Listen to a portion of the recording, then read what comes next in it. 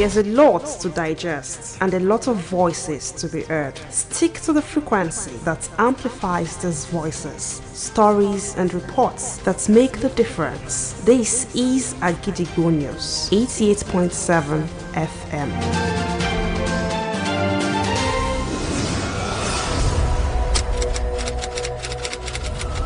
This is Kunle Amzat Studio, Agidigbo 88.7 FM. Welcome to News Around the World.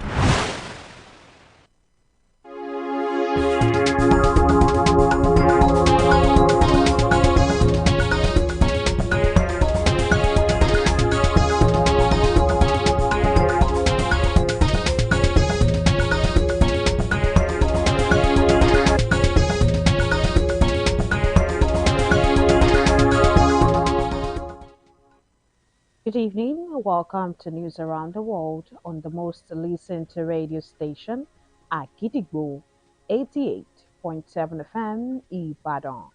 I am Wuraola Yusuf. The headlines: INEC chairman swears in new Oyo resident electoral commissioner warns against compromise. Makinde commissions Omitutu ultra-modern market vows continued transformation of state markets. Zelensky welcomes amendment to proposed peace plan.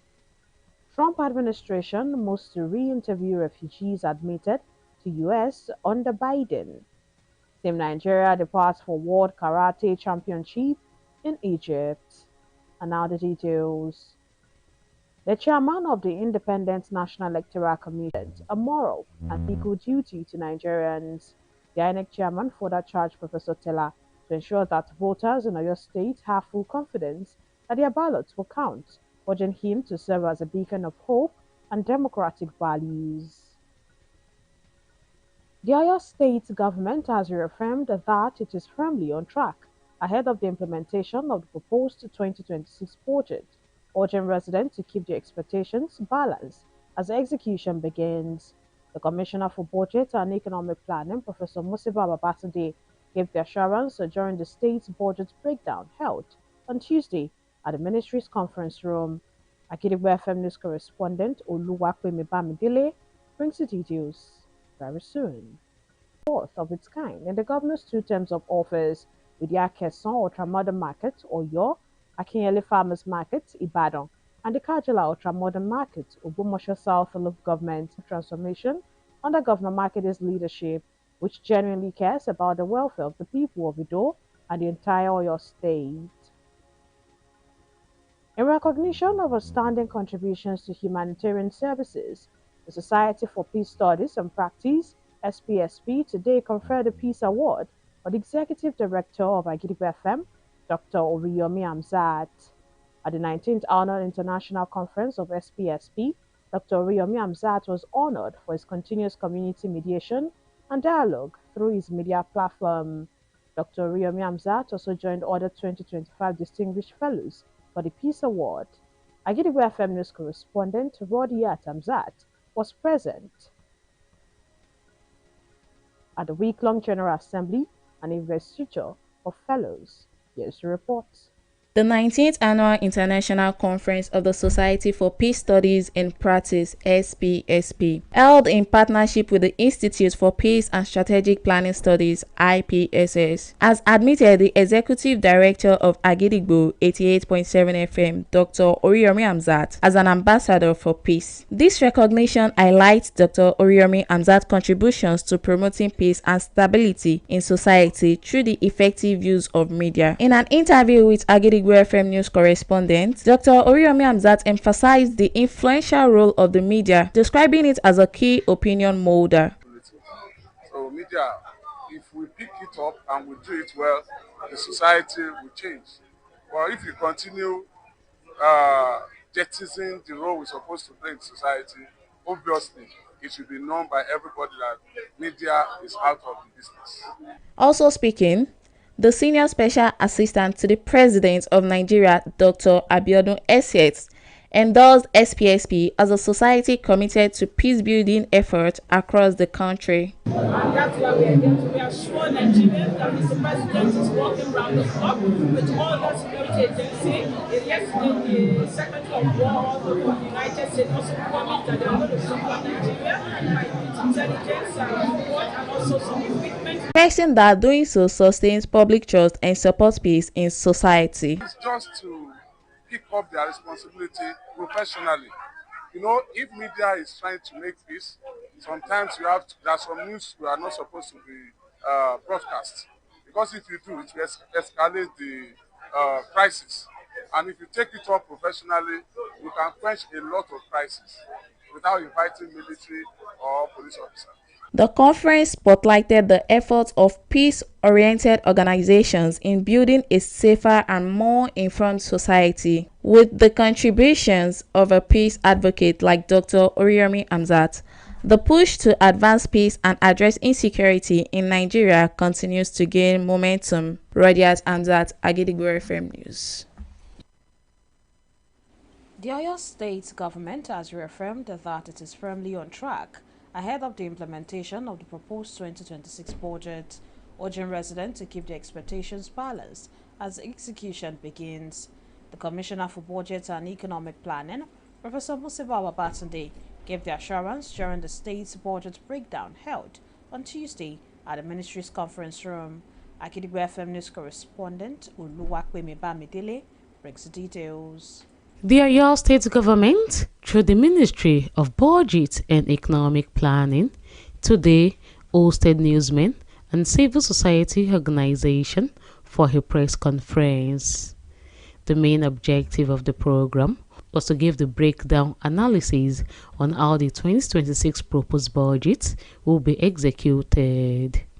The Oyo State Governor, Engineer Oluseyi Abiodun Makinde, added Monday, 24th November 2025, presented a budget estimate of 891 billion naira, tagged Budget of Economic Expansion for the 2026 fiscal year.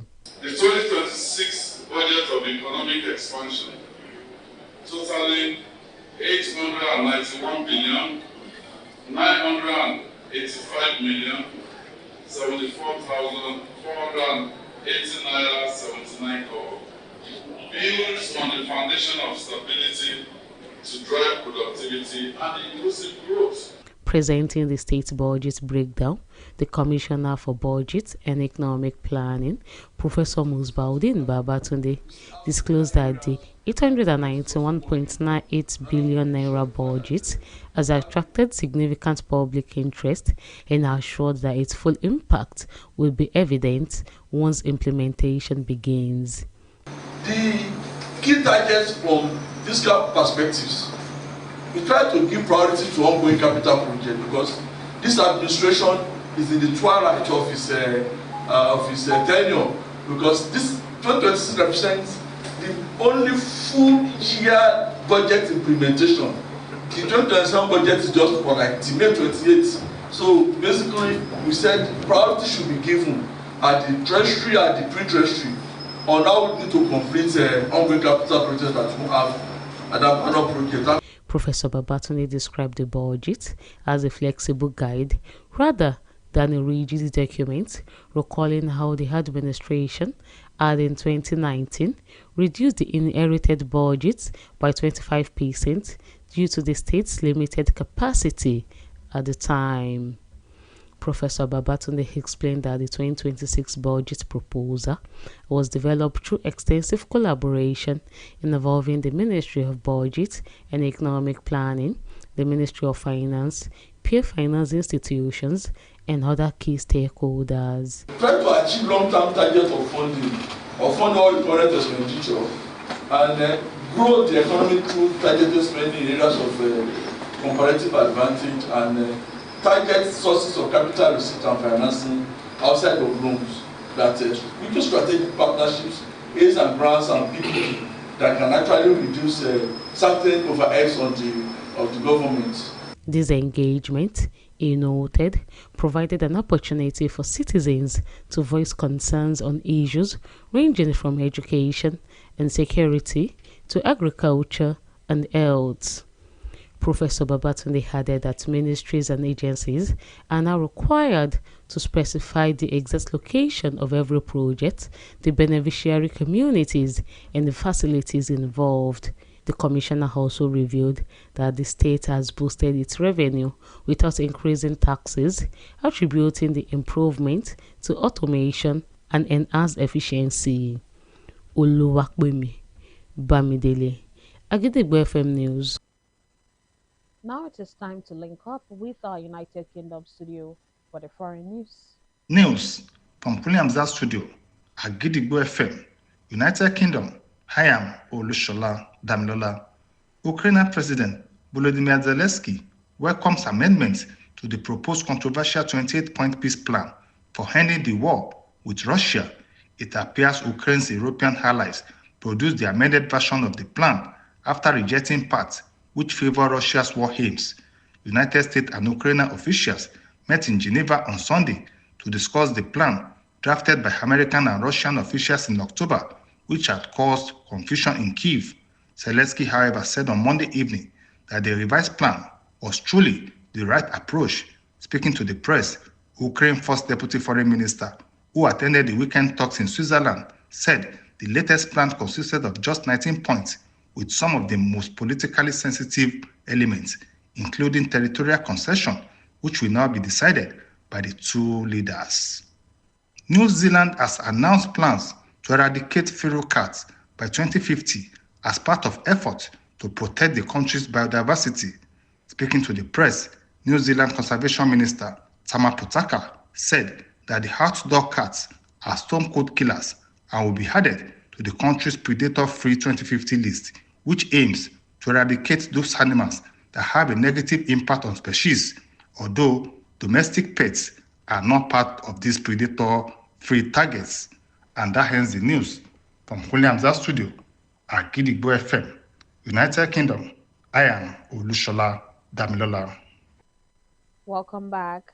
We shall also be moving to our Maryland studio, United States, for more foreign news. News from Kole Amzat Studio at Gidigbo FM, United States. I am Oluwatosi Sonya. Ukraine has agreed to a deal to end the war with Russia, with only minor details outstanding, a U.S. official said, even as Ukrainian President Volodymyr Zelensky said more work needed to be done.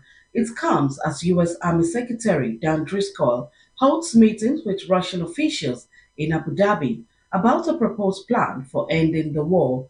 Russia, though, could reject an amended U.S. peace plan if its terms are fundamentally different to the understanding reached during the U.S. Russia summit in Alaska, according to Russian Foreign Minister Sergei Lavrov. Meanwhile, Russia and Ukraine traded deadly strikes overnight, killing at least 7 people in Kyiv. The Trump administration is moving to re interview certain refugees who were admitted to the United States under former President Joe Biden as part of a comprehensive review of their cases, according to an internal memo. The effort marks an unprecedented step in President Donald Trump's immigration crackdown, but this time targeting one of the world's most vulnerable populations, as refugees must show that they were persecuted or faced persecution in their home countries and undergo rigorous vetting prior to entering the United States in what is generally a year long process. Trump officials have scrutinized the admissions program, which historically had bipartisan support, and argued that the previous administration didn't sufficiently vet the people who entered the U.S. Trump has largely altered refugee admissions, with the narrow exceptions of white South Africans. U.S. Citizenship and Immigration Services is expected to be charged with the review and re interview process, according to the memo dated November 21st, citing an operational necessity to ensure refugees don't pose a national security or public safety threat. And that has news take two. And that has the news from Kule Zat Studio at Gidigbo FM, United States. I am Oluwatosi Soya. Welcome back once again. And now in the exciting world of sports. Team Nigeria on Monday departed the country for the 2025 World Karate Championship, scheduled for 27 to 30th November in Cairo, Egypt. The delegation features 5 athletes who have distinguished themselves through discipline, dedication, and strong performances on the domestic and continental circuits. The team is coached by Efesinu Akpotu, while Olusegun Apote serves as the leader of the delegation. 4 of the athletes, Ngozi, Godfrey, Constance, and Ujunwa, have been standout competitors at the annual Zainab Saleh International Female Open Karate Championship, an event founded by Zainab Saleh, a board member of the Karate Federation of Nigeria, KFN.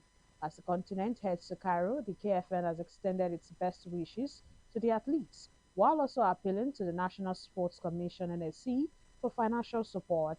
The federation noted that it had incurred significant debt in the process of ensuring Nigeria's participation at the Global Championship, an event that falls directly under the purview of the NSC.